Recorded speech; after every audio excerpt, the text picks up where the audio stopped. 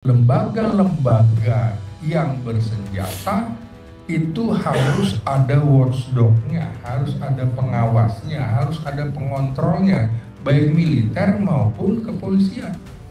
Nah, militer kita kan betul-betul di atasnya pemegang semuanya administrasi, anggaran, Kementerian Pertahanan.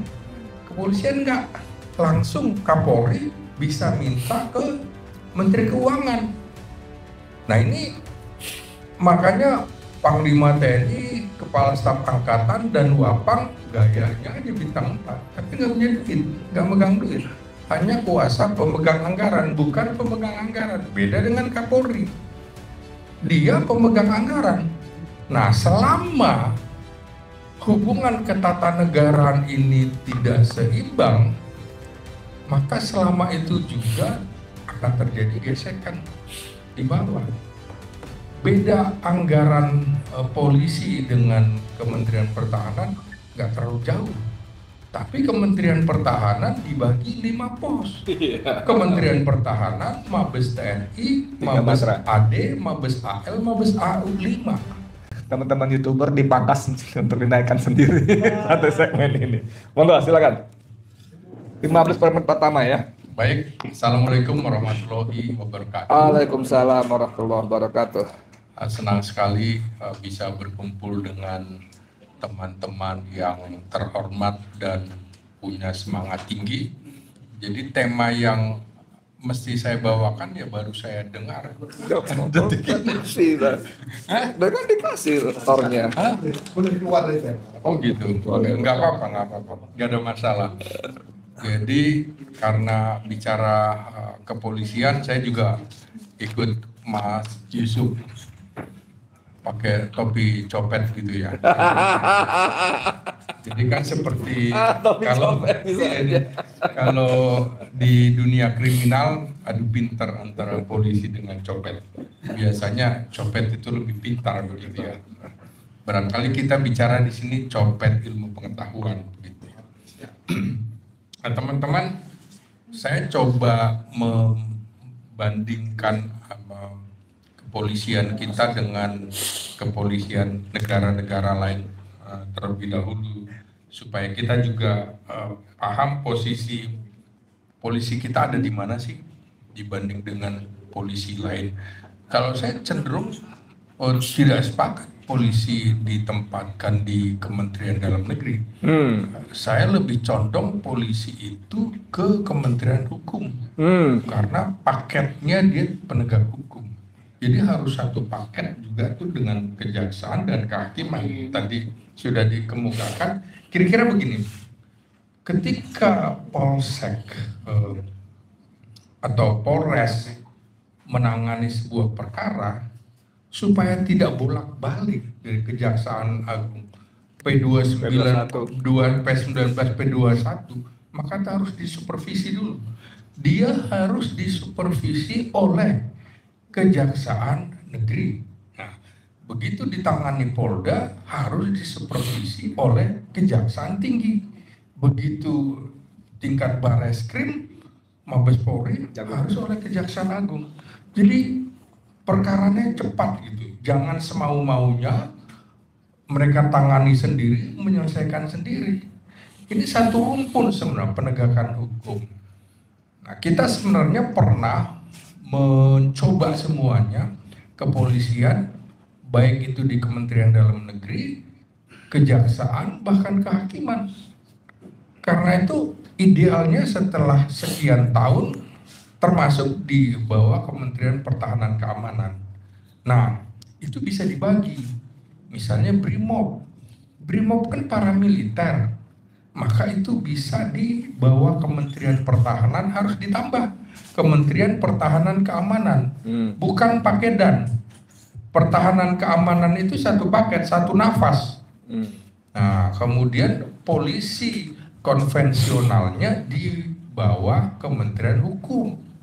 Nah, kalau di bawah usulan dibuat Kementerian Keamanan, nah itu bias. Karena polisi itu adalah keamanan ketertiban masyarakat atau keamanan publik. kalau mau harus pakai keamanan publik. Tidak boleh berhenti Kementerian Keamanan, enggak. Harus keamanan publik atau keamanan ketertiban masyarakat. Karena yang namanya keamanan itu luas. Ada keamanan individu seperti kita di rumah untuk menjaga keamanan, pintu gerbang kita digembok gitu. Keamanan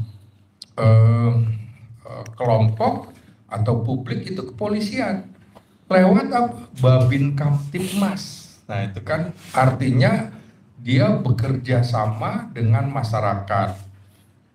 Karena Kamtibmas harusnya cara membuat organisasinya harus lebih banyak ke polisi patroli yang betul-betul dekat dengan masyarakat. Jadi polisi patroli, di mana polisi patrolinya? Misalnya dia lihat kemarin, saya kebetulan baru saja tanggal 5 Oktober kemarin habis pulang dari HUT TNI, sore-sore mau pulang ke rumah di Cipayung, di dekat Polsek Cipayung, 400 meter dari Polsek Cipayung, Jalan Mabes Hankam Raya, begitu mau belok bambu abus, kaca mobil saya ditipu pecah tuh. Nah, udah, karena saya bawa istri bawa anak, udahlah pulang aja dulu. Soalnya udah ke beberapa kali juga nih kok mobil saya aneh-aneh juga nih. Beberapa kali? Beberapa kali. Nah, jadi saya laporlah besoknya ke Polsek Cipayung, terus diantar sama mereka. Titiknya mana di sini? Dan heran kan, 400 meter dari Polsek Cipayung juga nggak ada CCTV. Susah kan? Nah makanya menurut saya harusnya lebih banyak polisi patroli, keamanan ketertiban masyarakatnya itu harus ada. Daripada dia mainnya di atas lebih banyak. Jadi keamanan yang bukan urusan dia diambil alih. Misalnya kan jabatan Kaba Intelkam misalnya. Bintang 3. Itu harusnya kam yang mana? Kamtibmas. Jadi kalau bicara kepolisian harus kita kejar, kamnya Kamtibmas. Yang namanya Dewan Keamanan PBB isinya militer. Jadi yang namanya Dewan Keamanan Nasional di semua negara ya militer, bukan kepolisian. Jadi harus dipahami yang namanya militer itu dia bertugas untuk keamanan nasional dan keamanan negara. Makanya keliru, saya termasuk sunyi pada waktu pembagian tugas pertahanan buat militer, keamanan buat kepolisian, itu salah kaprah. Jadi di dalam pasal 30 Undang-Undang Dasar 1945 juga jelas, usaha-usaha pertahanan keamanan negara dilaksanakan dengan sistem pertahanan keamanan rakyat semesta, di mana TNI dan Polri sebagai kekuatan utama dan rakyat sebagai kekuatan pendukung.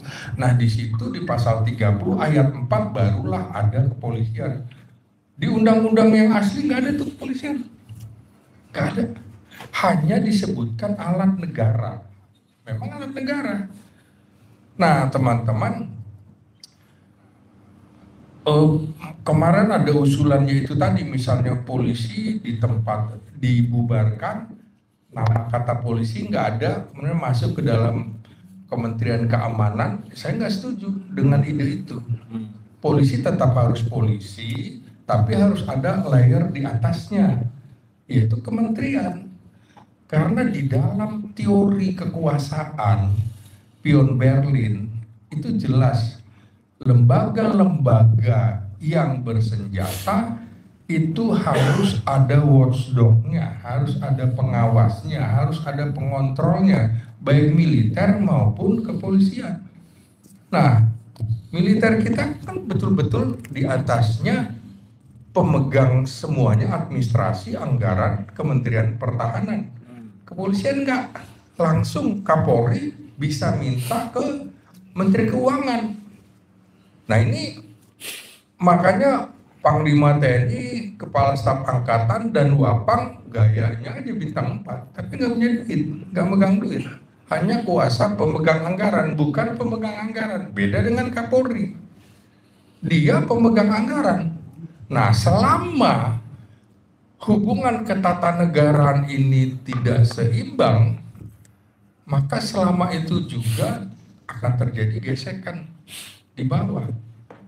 Beda anggaran polisi dengan Kementerian Pertahanan nggak terlalu jauh. Tapi Kementerian Pertahanan dibagi 5 pos. Kementerian Pertahanan, Mabes TNI, Mabes AD, Mabes AL, Mabes AU 5.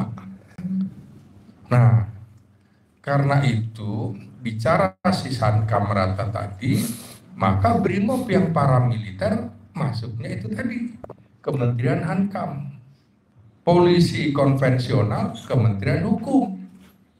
Nah, seperti itu lebih logis. Kenapa? Karena itu tadi tugas polisi adalah memelihara Kamtibmas dalam rangka penegakan hukum dengan mengayomi, melindungi, melayani.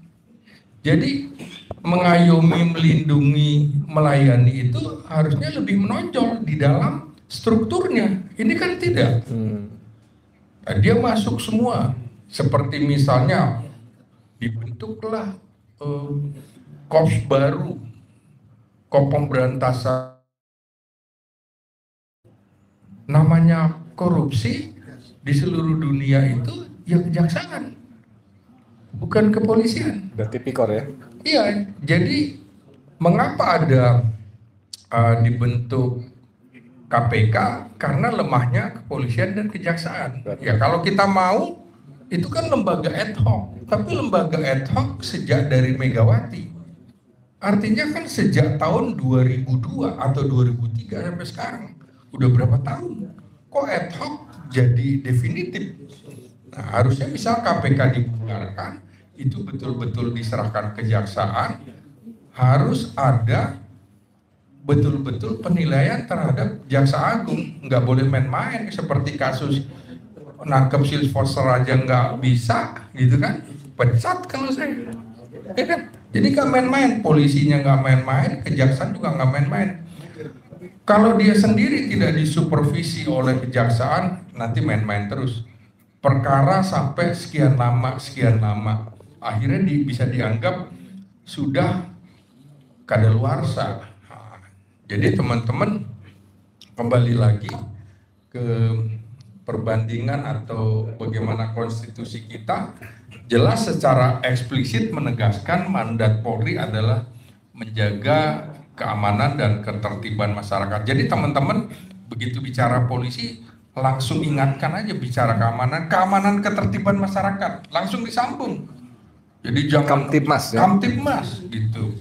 Menegakkan hukum serta melindungi, mengayomi dan melayani masyarakat. Diatur pasal 30 Undang-Undang Dasar 45, pasal 13 Undang-Undang Kepolisian nomor 2 tahun 2002. Nah, dalam kerangka konstitusional tersebut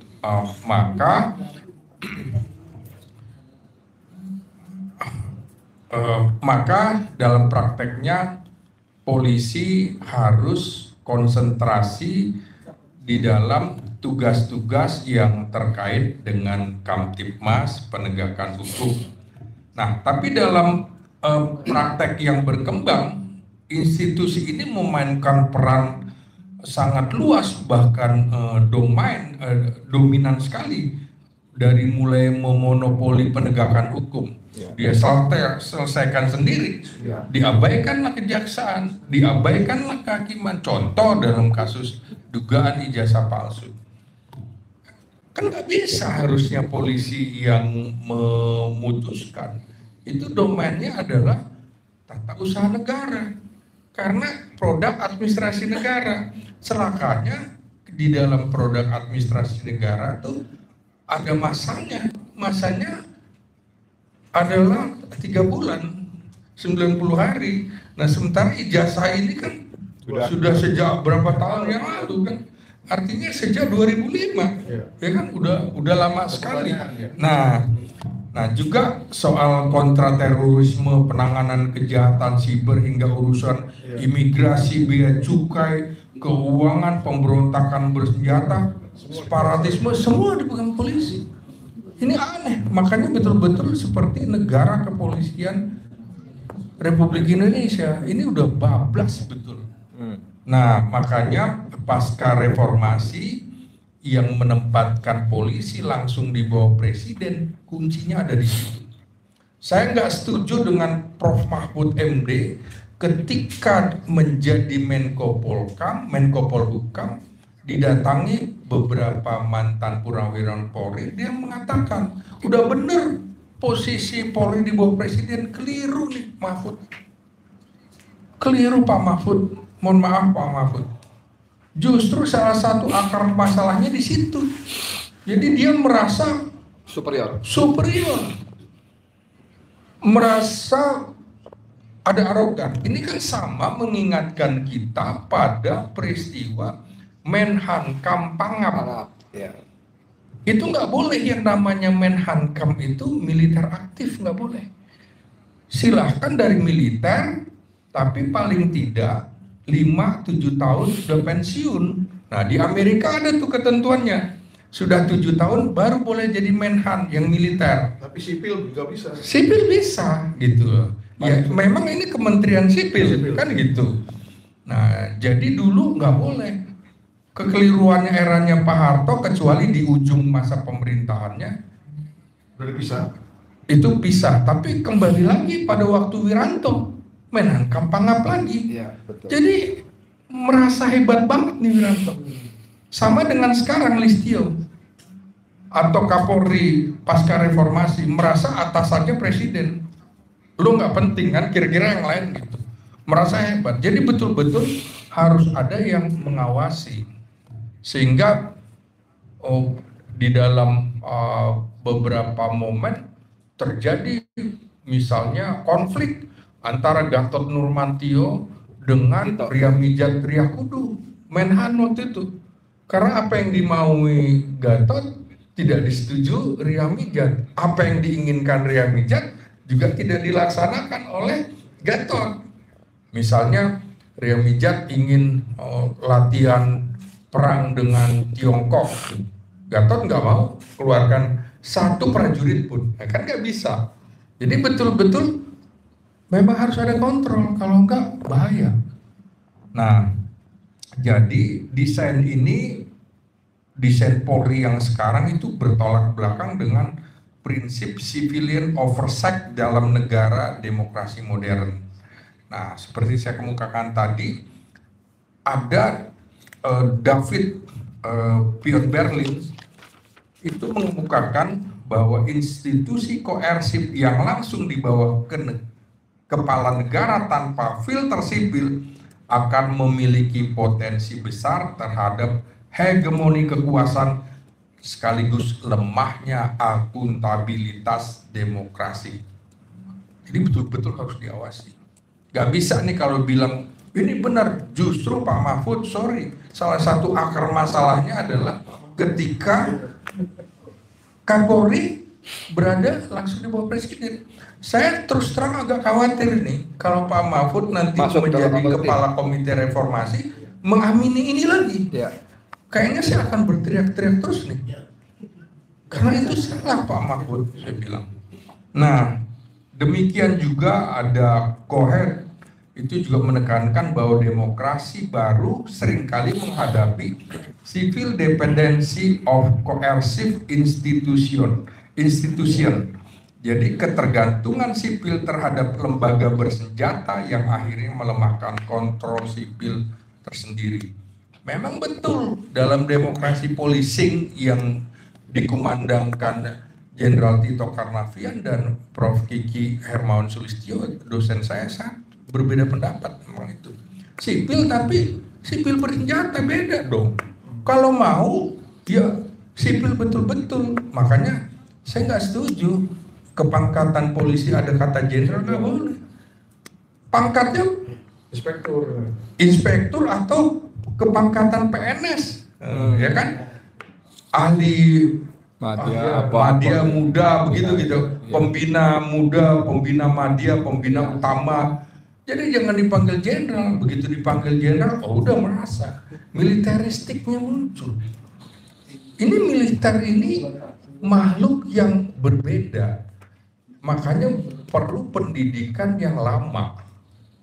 Nah, karakter polisi kita memang, jadi saya kemarin juga menjawab pernyataan Komjen Didi Widayadi yang mengatakan polisi lebih tua daripada tentara. Saya bilang ya ampun, ini jenderal gimana sih?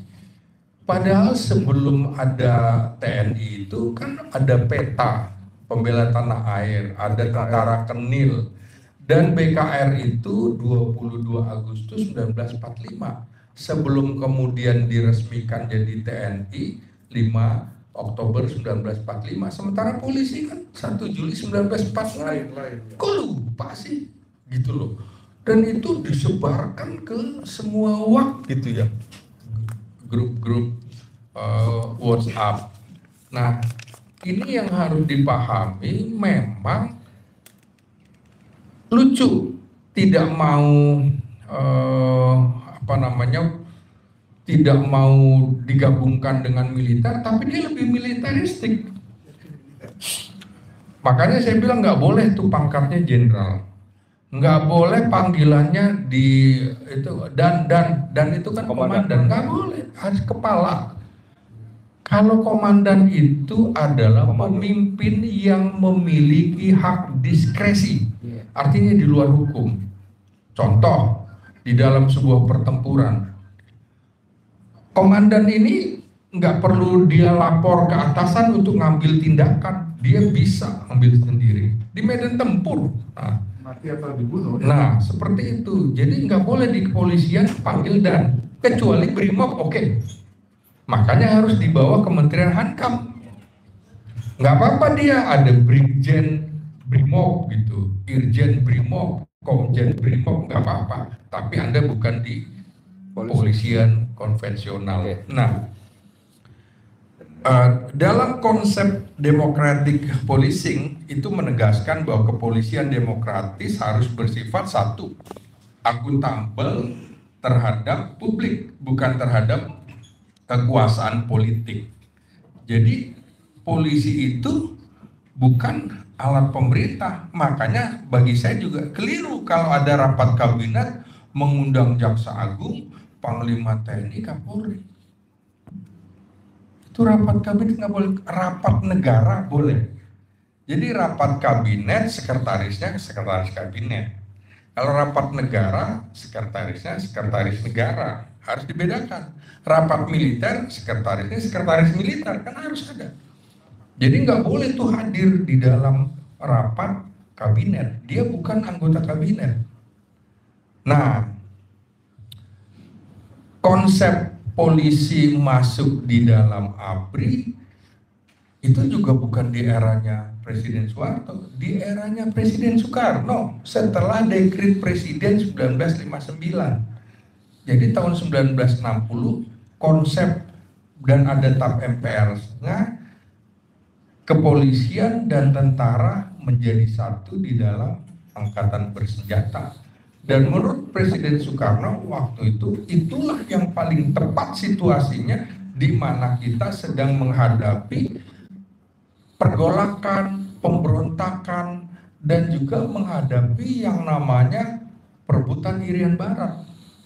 Makanya tahun 61 dikumandangkan Trikora itu, disitulah polisi dan mereka bersama dengan militer ikut terlibat dalam menumpas pergolakan. Apalagi sejarah polisi kita itu diawali dengan polisi istimewa yang kemudian namanya menjadi mobil brigade dan brigade mobil itu.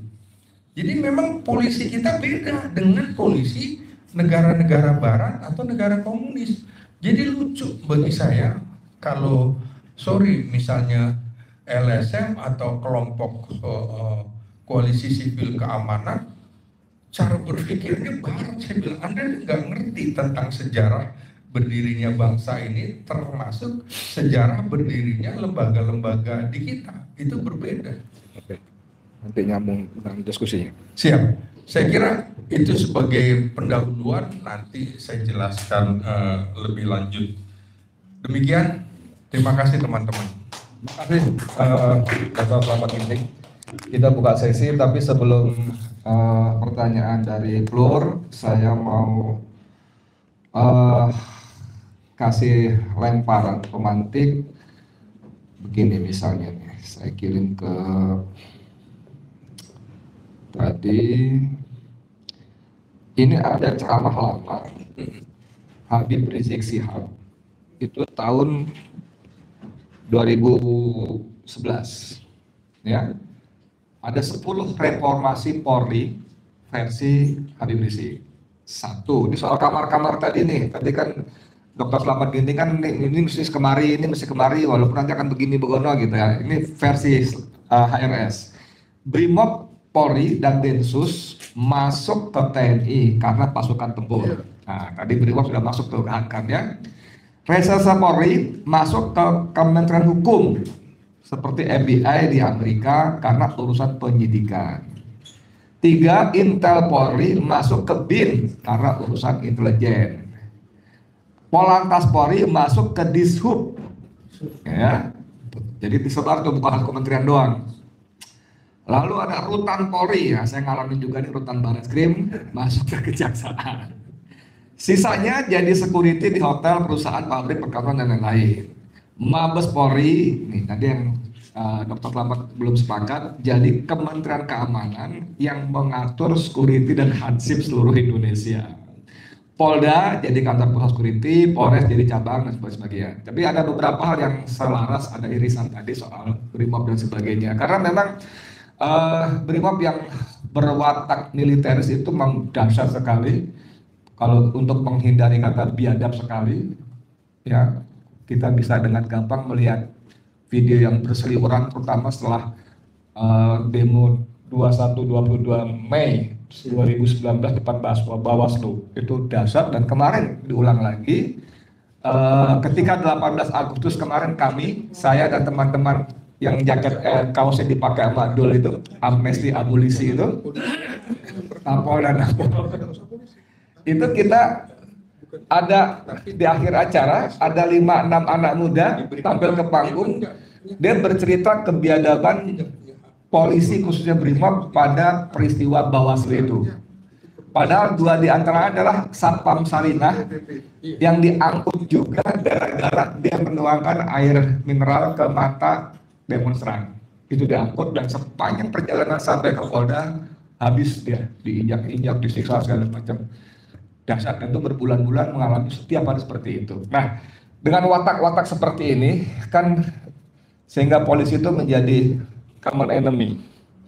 Di sisi kebebasan berpendapat segala macam dia common enemy, di sisi pelayanan hukum segala macam, sampai istilah yang sangat masyhur hilang ayam, lapor polisi jadi hilang kambing, ya kan, dan seterusnya.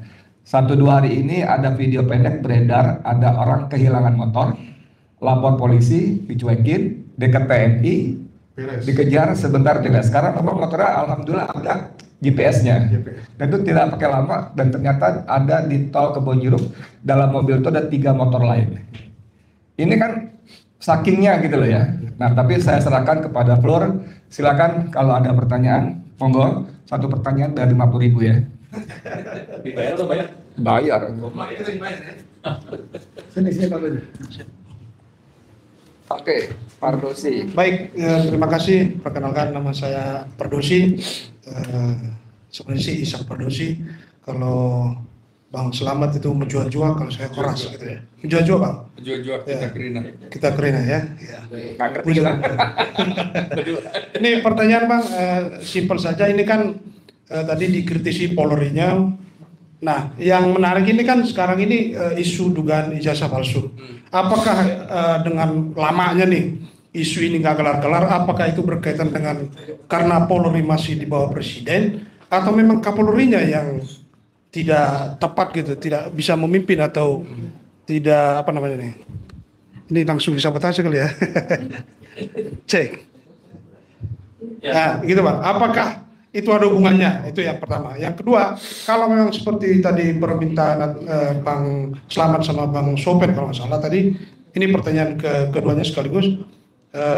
misalnya nih Polri berada di bawah Kemenkum kalau menurut Bang Slamet, atau di bawah Kemendagri atau seperti usulan lain, apakah itu bisa menjadi jaminan juga bahwa Polri itu akan profesional, atau jangan-jangan ya sama aja gitu?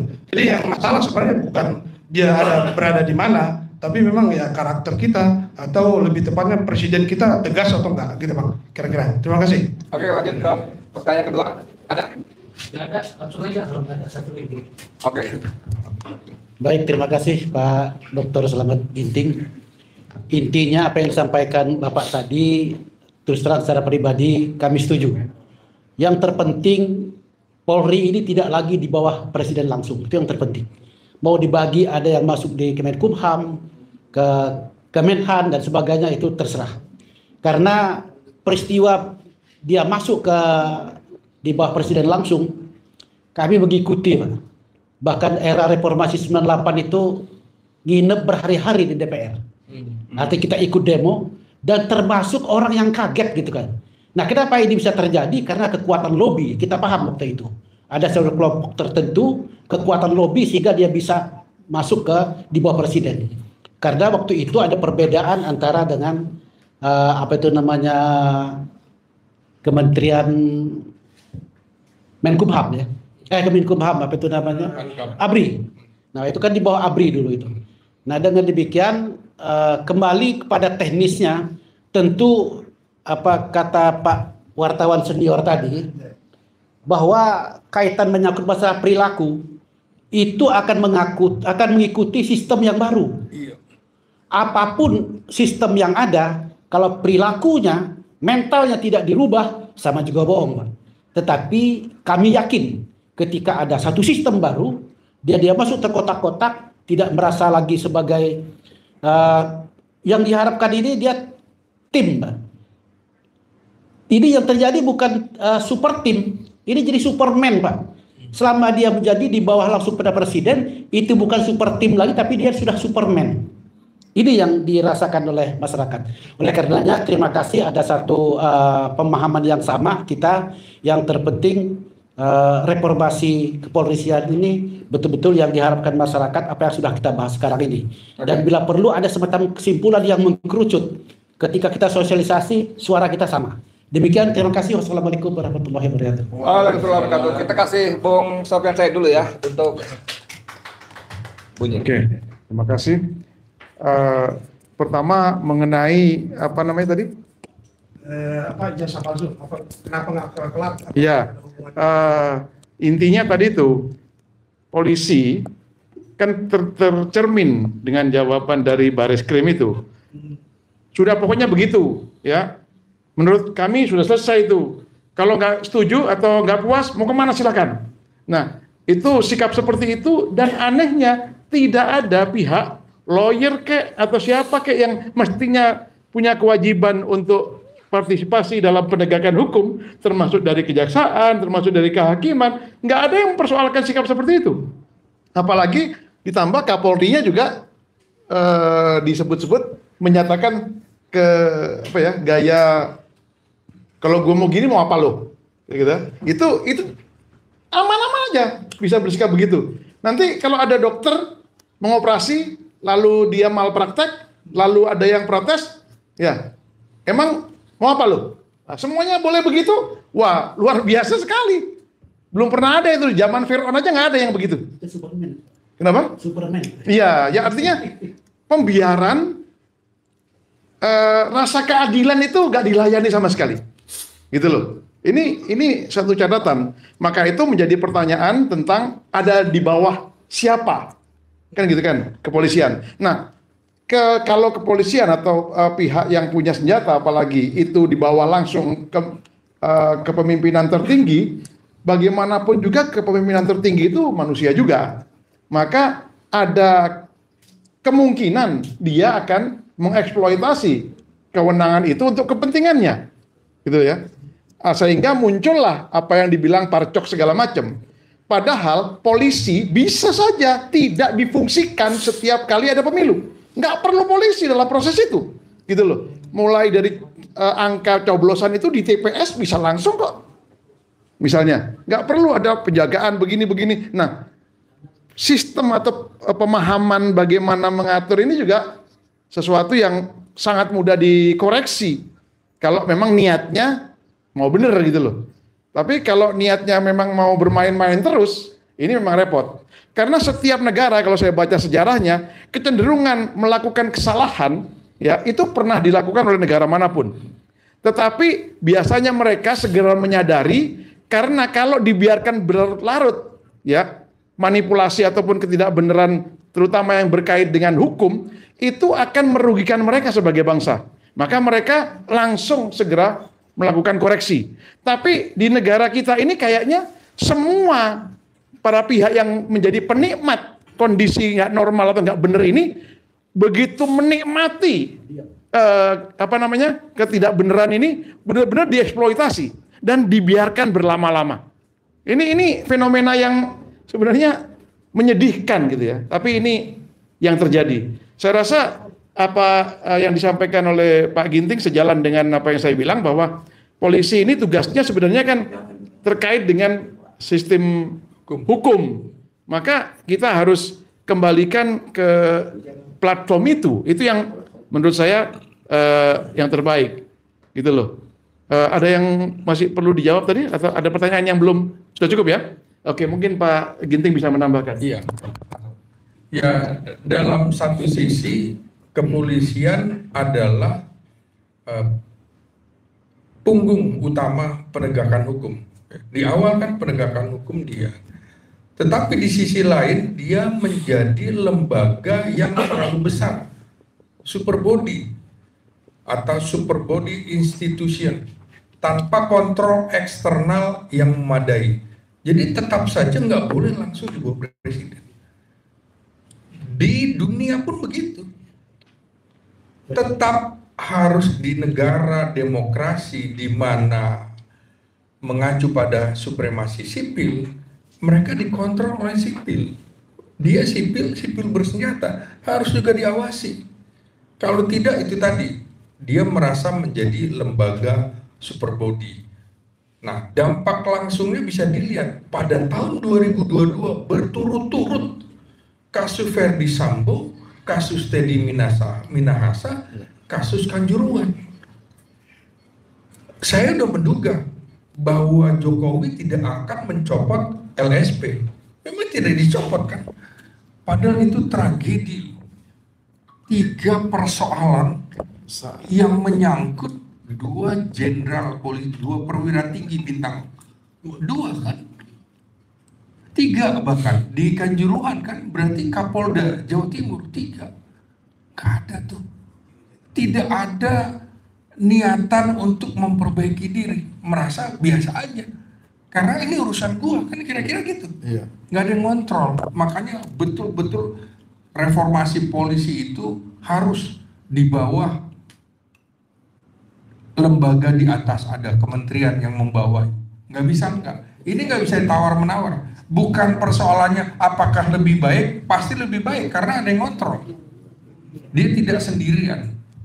Nah repotnya kan begitu, kalau kemudian tidak di bawah layer di atasnya, dia bisa menjadi alat kekuasaan pemerintah. Presiden sebagai pemerintah, bukan kepala negara. Maka muncul parcok-parcok kayak gitu kan. Karena buat kepentingan pemilu misalnya.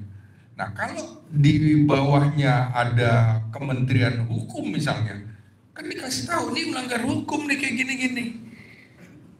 Lebih pas gitu kalau menurut saya di bawah Kementerian Hukum dibanding yang lain, kecuali Brimob di bawah Ankam. Nah, jadi teman-teman, pelanggaran personil Polri yang kita lihat di mata masyarakat cacat, tapi dia menunjukkan arogansi kekuasaan, dan disinilah kerentanan moral hazard di tubuh kepolisian. Emang mau apa lo? Kira-kira gitu. Nah, sementara Kompolnas sebagai watchdog yang kita harapkan, Jadi jubirnya. pembela polisi, Ya. dibayar oleh polisi, harus ada selain Kompolnas harus orang-orang di luar itu. Komnas HAM juga, kenapa? Karena acap kali dalam penanganan huru-hara demonstrasi terjadi pelanggaran HAM. Komnas HAM kemana? Jadi Komnas HAM khusus kepolisian, khusus tuh. Jadi watchdog-nya kita, akademisi, pers, LSM mengawasi. Kenapa mengawasi? Emang lu siapa mengawasi? DPR. Lo itu dibayar dari pajak gua sebagai rakyat. Itu penjelasannya. Kedaulatan. Sama dulu kita ketika era Orde Baru misalnya, pesawat tempur jatuh, kita mau liput nggak boleh. Kita jelaskan nggak boleh. Negara sedang dalam masa otoritarian, kan gitu. Nggak bisa. Padahal kan kita membelikan peralatan itu untuk militer, untuk kepolisian. Nah, kita harus bisa bilang, dari tutup kepalamu sampai sepatumu kami bayar dari pajak rakyat. Kami ke toilet aja dibayar, harus bayar. Dan pajak kita kan. Nah, jadinya reformasi Polri itu harus bersifat struktural, kultural, dan hukum untuk menegakkan kembali prinsip supremasi sipil dalam arsitektur ketahanan nasional kita. Nah, polisi sejak 2017 aneh nih, tidak mau menandatangani Undang-Undang Keamanan Nasional. Dari 2017 sampai sini. Kalau saya jadi presiden, saya tunjuk yang jadi Kapolri tanda tangan ini. Kenapa? Karena polisi itu tadi tidak ada yang ngawasi, itu tadi juga kemudian bermain mata dengan DPR supaya tidak nanda tangan. Uangnya paling banyak. Karena itu kalau ada lembaga pengawas hukum supaya dia tidak main-main dengan oligarki, dengan partai politik. Makanya saya nggak setuju sekali ketika menentukan Jaksa Agung, Kapolri, Panglima TNI, bahkan Hakim Agung lewat fit and proper test di DPR. Emang siapa loh? DPR. Emangnya negara ini negara parlementer, kita presidensial pemerintahan kita ini. Kalau lewat fit and proper test, maka nanti betul bargaining. Seorang bintang 3 kepolisian, dia cawe-cawe dengan partai-partai politik. Seorang jenderal atau perwira tinggi bintang 4 militer juga begitu mendekati partai-partai politik. Biarkan itu menjadi kewenangan presiden, hak prerogatif. Jadi gimmick-gimmick politik itu harus dihapus di undang-undang TNI, kejaksaan maupun kepolisian. Bayangkan untuk Hakim Agung juga fit and proper test-nya. Loh, ini kan lembaga yudikatif. Gila, DPR nih betul-betul menguasai betul-betul. Makanya masuk akal bagi saya kemarin 2 isu yang disoroti kepolisian dan parlemen. Memang lembaga ini di bawah nadir, di antara aparat penegak hukum, kepolisian paling bawah nilainya di mata masyarakat dibanding dengan kejaksaan, KPK, juga kehakiman. Ya memang harus direformasi, termasuk DPR. Di antara trias politik ya paling buruk DPR. Produknya mana? Produk legislasinya. Nah, seperti itu. Jadi menurut saya struktur polisi langsung di bawah presiden itu sangat-sangat bermasalah. Bukan cuma bermasalah, sangat-sangat bermasalah. Penempatan polisi langsung di bawah presiden menciptakan kekosongan kontrol kebijakan dan risiko politisasi. Berat itu. Tidak adanya kementerian pengendali membuat fungsi polisi oversight hilang. Bertentangan dengan model negara demokratis di seluruh dunia. Di seluruh dunia. Ya kita harus ingatkan itu. Ya saya tahu risiko saya mengucapkan ini, saya tahu. Ya, tapi memang buat kepentingan bangsa dan negara supaya polisi kita betul-betul civilian, humanis. dan menjadi polisi yang betul-betul dekat dengan rakyat. Kalau kemarin jargon ulang tahun 1 Juli kemarin itu kan polisi strip rakyat, ya kan? Tapi loh, kok ini seperti polisi militer, seperti kombatan yang dimunculkan yang bersenjata semua. Bukan polisi pariwisata, polisi anak, ya kan? Gitu-gitu misalnya. Polisi lalu lintas, polisi patroli. Tapi betul-betul, oh kok militeristik. Ada teman di Eropa tanya, itu polisi di negaramu tuh militer atau gimana? Ya itu keliru, saya bilang. Jawabnya SSD. Hah? SSD. SSD. Suka-suka dia. Oh, suka-suka dia. Jadi itu teman-teman kalau di Norwegia dan Brasil di bawah Ministry of Justice and Public Security. Misalnya di bawah Spanyol di bawah Ministerio del Interior. Nah, lagi-lagi nih soal pelebaran mandat. Ini jelas tumpang tindih fungsi kepolisian di tahun 2024. Dia ingin memperluas misalnya intelijen keamanan Polri. Ini berpotensi tumpang tindih di lapangan dengan Badan Intelijen Negara, dengan Badan Intelijen Strategis TNI, dengan BNPT, dengan BSSN. Nah ini kan kalau nggak direm, yang terjadi apa? Kita nggak pernah tahu, nanti ada demo-demo sesungguhnya adalah konflik antar negara, antar institusi negara gitu loh. Itu nggak bisa. Padahal kalau misalnya cyber, ujung tombaknya siapa? Leading sektor Badan Siber Sandi Negara. Gitu. Kalau misalnya keamanan lautnya, lo bukan kepolisian air, tapi Bakamla. Kan Badan Keamanan Laut. Dia bagian dari Bakamla, nggak apa-apa di situ. Ya kalau perlu, ya gabung aja di Bakamla, kan gitu ya. Iya. Iya betul, misalnya kayak Densus di BNPT, Badan Nasional Penanggulangan Terorisme, di situ.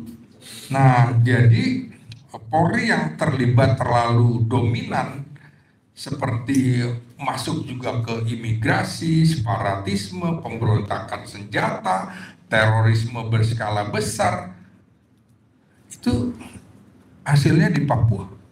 Nggak selesai-selesai. Saya itu begitu Panglima TNI Agus Subianto dilantik, saya langsung berikan pesan. Saya bilang, Panglima kembalikan kata OPM, jangan ikut-ikutan KKB seperti kepolisian. Kelompok kriminal bersenjata. Loh, separatis itu punya front ekonomi, front psikologis, front politik, front diplomasi. Kriminal salah satu bagiannya. KKB supaya dia yang maju. Tapi kemarin yang terbunuh, yang gugur tentara 3, yang disuruh maju tentara, pimpinannya polisi. Gimana sih operasi seperti ini pimpinannya polisi? Doktrinnya aja udah beda. Nah, jadi menurut saya kultur militeristik dan hierarki komandonya juga harus diubah. Tidak boleh bercorak militeristik, tercermin dari nomenklatur kata jenderal itu tadi nggak boleh. Sistem komando vertikal juga tidak boleh, karena itu dia harus menekankan disiplin pada hierarkis ketimbang itu kalau militer pada hierarkis ketimbang apa problem solving dan community policing. Nah, polisi harusnya di situ problem solving. Nah, teman-teman, saya kira kita harus ingatkan tidak boleh lagi kawah Chandra di muka taruna kepolisian bersama dengan Akmil, AAL, Akpol di Magelang selama 3 bulan 4 bulan. Beda doktrin. Kembalikan lagi. Jangan ada lagi polisi disekolahkan di Seskoan, Seskoau. Sudah di Sespimen aja. Jadi nggak boleh lagi juga, kalau perlu nggak perlu bareng pelantikannya di istana antar lulusan Akmil, AAL, AAU dengan kepolisian. Kepolisian bareng saja dengan IPDN misalnya, sipil itu lebih masuk akal supaya dia dekat dengan rakyat. Memang jadi satu dia dengan pemerintahan. Makanya kalau dimasukkan ke dalam Kementerian Dalam Negeri itu juga masuk akal. Tapi Kementerian Keamanan Dalam Negeri misalnya, atau dia bagian dari Kementerian Kamtibmas, atau Kementerian Keamanan Publik, nah itu bisa. Saya kira itu teman-teman. Terima kasih. Yuk.